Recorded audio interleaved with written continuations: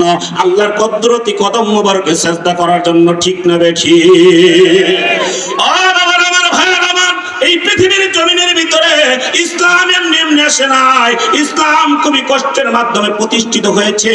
আমার আপনার নবী রাহমাতুল লিল আলামিন উম্মতের কান্ডারি কাসাইসুল কুবরা কিতাবের ভিতরে লেখেন, আসমান তত্ত্ব করতে থাকে কেমন নবীর উম্মত আপনি আমি হয়েছি, কেমন নবীর ভালোবাসা, কেমন নবীর মুহাব্বত নিয়ে যদি আপনি আমি ওই মা বাবার ইত্তেবা করে রাসূলের অনুকরণ করে পৃথিবীর জমিন থেকে বিদায় হতে পারি রে বাবা, ওই কবরে লাশ লাগতে দেরি হবে, আমার আপনার নবী ওই কবরে হাজির হইতে দেরি হবে না।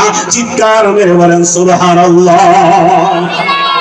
আমার পানের ভাইয়ের, আমার বন্ধুরা, আমার আল্লাহ রাব্বুল আলামিন পবিত্র কোরআনের ভিতরে এত সুন্দর করে ঘোষণা করে দিয়েছে।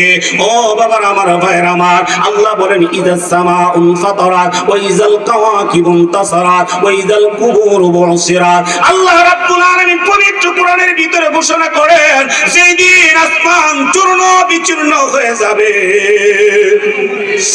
যেই দিন আসমান চূর্ণ বিচূর্ণ হয়ে জমির ভিতরে পড়ে যাবে।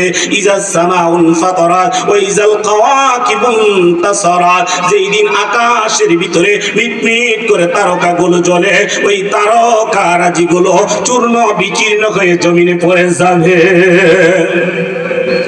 ও আমার বন্ধুরা, আমার ভাইয়েরা, আমার ভাই দুইটা পয়েন্ট নিয়ে আলোচনা করেছিলেন।